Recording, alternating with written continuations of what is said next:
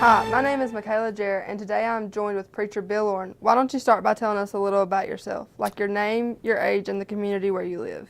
Okay. First of all, thank you, Michaela, for having me today and being interested in interviewing me. My name is Bill Orren, and I'm pastor of Millersville Baptist Church. I live in the Wittenberg community.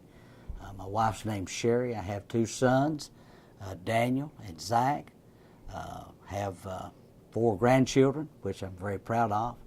And I know you'd never know that by looking at me, but I'm doing my dream job. It's not actually not a job, it's a calling. And so I'm privileged to be the Lord's servant. When you were in service, were you drafted or volunteered? Volunteer. Prior to service, what was your occupation? I was a high school dropout. I worked in different jobs such as frame building, furniture.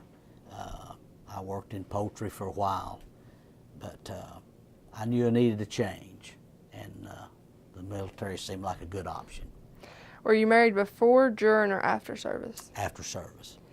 What were the years of your service or the date entered and discharged? Okay. I entered service in April of 1974 and was discharged in April of 1976. What branch of service did you serve in? U.S. Army. What was the highest rank you attained? I was a Specialist 4. Where was the location of your basic training? Fort Jackson, South Carolina. Were there any other bases where you were stationed? I was stationed in Fort Bliss in El Paso, which I loved, and I would love to have been stationed there the whole time, but unfortunately I wasn't. But I really loved El Paso. And I served in Büdingen, Germany for a period of about 18 months. Were you assigned to any ships? No. Or is all land? No. Did you make any friends while in service? Sure. Several. Did you keep in contact with any of them after? I have kept in contact with several. Do you remember Bob Brown? I think that so. we recognized at Veterans Day at the church. Yeah. And I hadn't saw him in over 30 years. And we were reunited that Sunday morning at the church. Are there any superior officers that you remember, and if so, why? Well, I remember several. I remember my commanding officer, Captain Zakaluk. He was a rather interesting fella. And I remember a Lieutenant McDuffie, who came across as a real tough guy, real hard-nosed, but deep down he was a soldier's friend, and he really wanted to help you, but he came across tough, you know.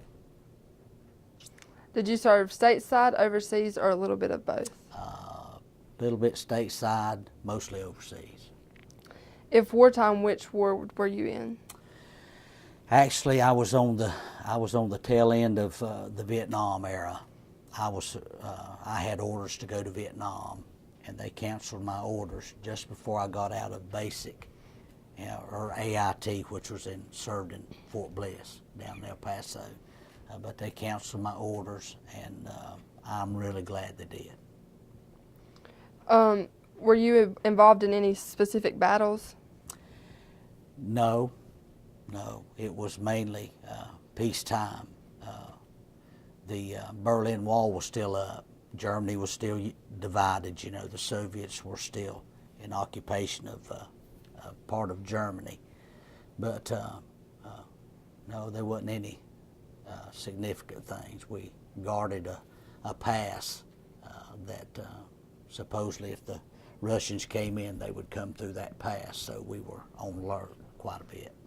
What weapons were you assigned or special equipment that you used? I was a Vulcan crewman, which was a system used in low air defense.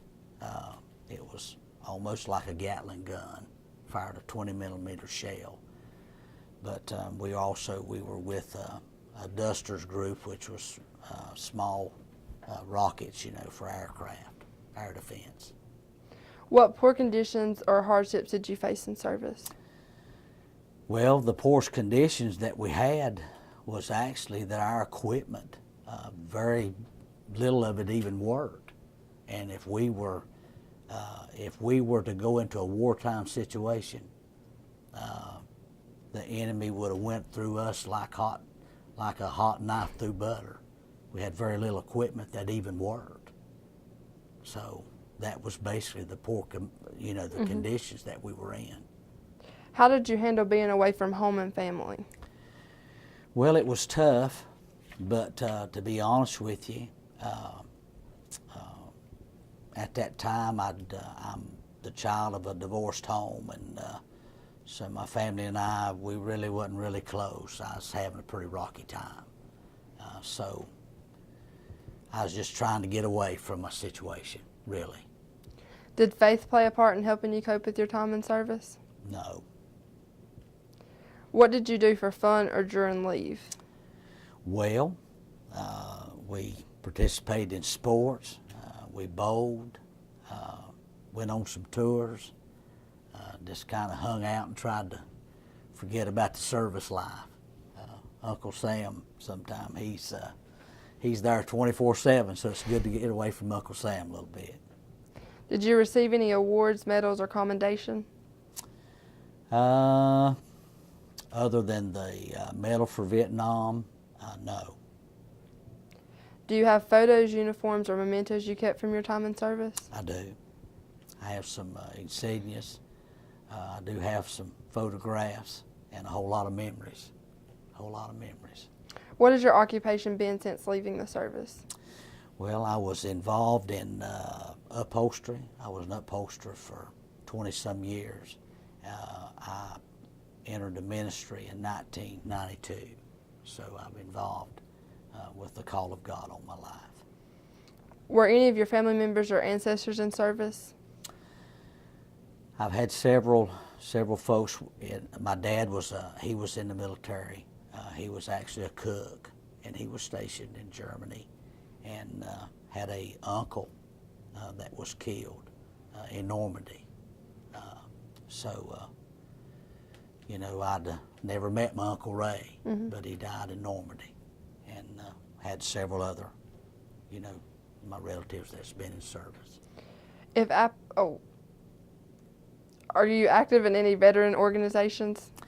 No, but I'd like to be. A little bit on down the road, I plan on being involved in the veterans, and maybe helping out at some funerals, and maybe helping some veterans. I don't know, helping people. I know our veterans, they're neglected, and they need help. They really do. But that's a good work. What would you say to youth today interested in the armed forces? Could you repeat that question? What would you say to youth today or people considering going into the armed forces? Well, I would say that it is an honorable service for your country. We live in a selfish day, and I think people need to learn more what it is about serving others, because that's what you're doing. You're serving others when you serve your country. And if I could say anything to any youth, I would say join the Air Force, because that's the gravy branch. They have the best of everything. Thank you for your time. You're welcome.